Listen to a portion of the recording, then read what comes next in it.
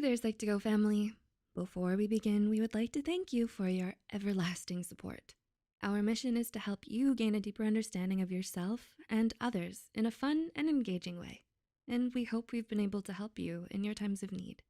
Now, let's begin.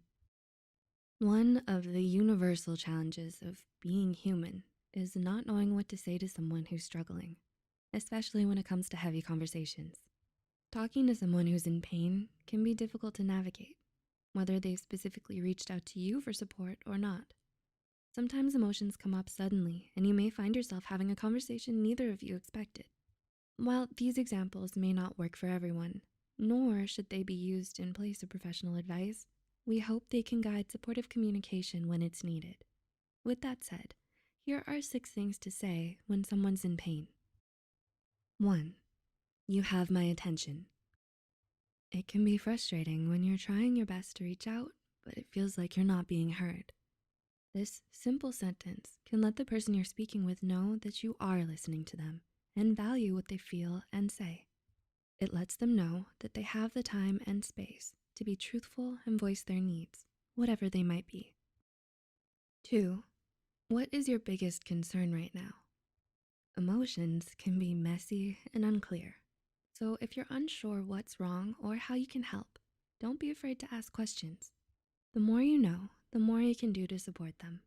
It's possible that thinking out loud may help them sort through their emotions and thoughts, but it's just as possible that asking questions might overwhelm them when they're already in pain. If they're unable to answer, simply be there with them, be patient, and keep an open heart and mind. 3. I'm here to listen. As much as you may want to jump in and help, sometimes the best thing to do is to listen. According to a 2007 study conducted at UCLA, talking about feelings can disrupt the activity of the amygdala, the part of the brain responsible for fear, and the fight or flight response. This is why, over time, talking about your problems or emotions help make them feel like less of a big deal. And it's why talking can be one of the most productive things you can do for your mental health. 4, what do you need right now? Sometimes it's okay to let the person who needs support take the lead. On occasion, those close to you know what might help or how to help better than yourself. This could be because the person is distant from the situation and has a more candid understanding of it, which allows them to make a more appropriate decision. Despite this, it's important to remember that everyone has their own idea of what support or comfort looks like, and that sometimes it's better to seek help from a professional. Don't feel frustrated if your strategies aren't connecting as well as you thought. 5, do you want to talk about it? When someone reaches out, they don't always want to talk. Sometimes it's because they don't feel ready, or they'd rather spend their energy elsewhere. This question doesn't put any pressure on them. It gives you a chance to offer support, but also lets the person involved do what they feel most comfortable with. They can give a simple yes or no. Remember, talking isn't the only way to be there for someone. A little company can go a long way.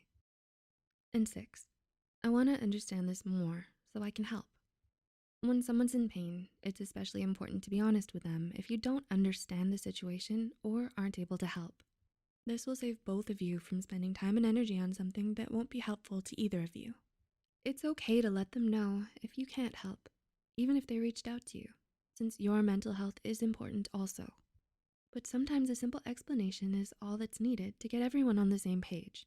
It never hurts to ask. There are many different ways you can offer support to someone when they're struggling.